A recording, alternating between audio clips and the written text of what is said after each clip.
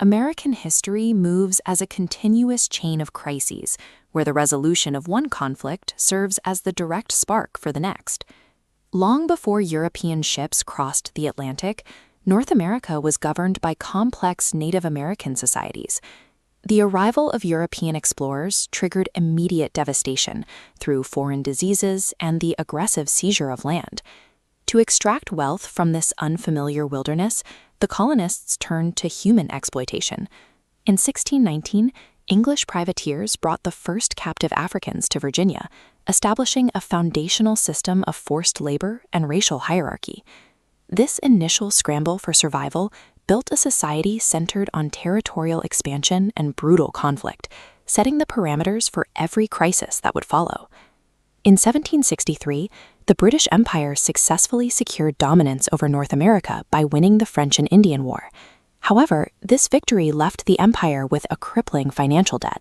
To refill their treasury, Parliament levied direct taxes on the American colonies, like the Stamp Act and Townshend Acts. Because the colonists had no elected representatives in London, they viewed these laws as an illegal seizure of their property. Resistance quickly turned into physical confrontation. Protests in the streets of Boston ended with British soldiers firing into a crowd, and by 1775, colonial militias were engaging British regulars in open combat at Lexington and Concord. By winning the war for North America, the British Crown created the exact financial ruin and political alienation required to force its colonies into rebellion. The colonists achieved a military victory over the British, only to face a chaotic internal collapse under the weak Articles of Confederation.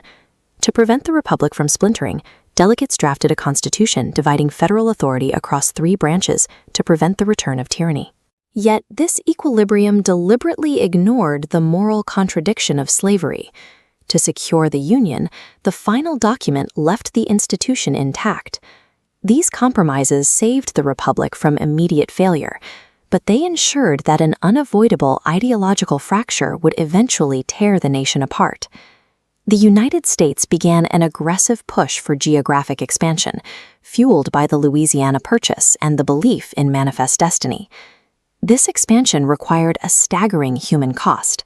To clear land for white agricultural settlement, the federal government forcibly relocated tens of thousands of Native Americans along the Trail of Tears, resulting in mass death and displacement. The annexation of Texas and the subsequent victory in the Mexican-American War pushed the United States border all the way to the Pacific Ocean. Conquering the continent forced a political crisis. Congress now had to decide whether these vast new Western territories would join the Union as free states or slave states. The political compromises over slavery finally broke down as settlers in Kansas engaged in localized, bloody warfare over the future of the region. John Brown's armed raid on Harper's Ferry served as an explosive turning point, convincing both the North and the South that a peaceful resolution was no longer possible. When Abraham Lincoln won the presidency on a platform opposing the expansion of slavery, Southern states immediately seceded, igniting the Civil War. The Emancipation Proclamation targeted the heart of the rebellion, centering the conflict on the moral necessity of human liberation. Long before this decree, individuals like Harriet Tubman were already securing their own freedom along the Underground Railroad. By 1865, the Union was preserved and slavery was constitutionally abolished. However, the eventual abandonment of Reconstruction proved that the fight for racial equality was far from over.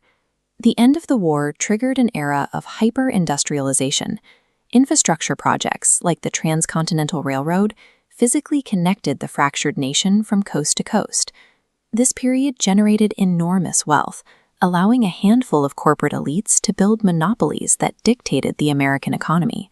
While the elites prospered, millions of new immigrants provided the cheap labor that powered this growth, often working in dangerous and exploitative conditions. Labor unions organized massive resistance. During the 1894 Pullman strike, workers paralyzed the nation's transit system, leading to violent clashes with federal troops. The resolution of the Civil War paved the way for the United States to become an industrial superpower, but it immediately birthed a defining crisis of severe class disparity. By 1900, the United States controlled the continent and operated a modern economic machine, though often through the violation of its own founding ideals of liberty and equality. The American experience remains a project in motion, a series of continuous crises where the people fight to hold the nation to its own stated promises.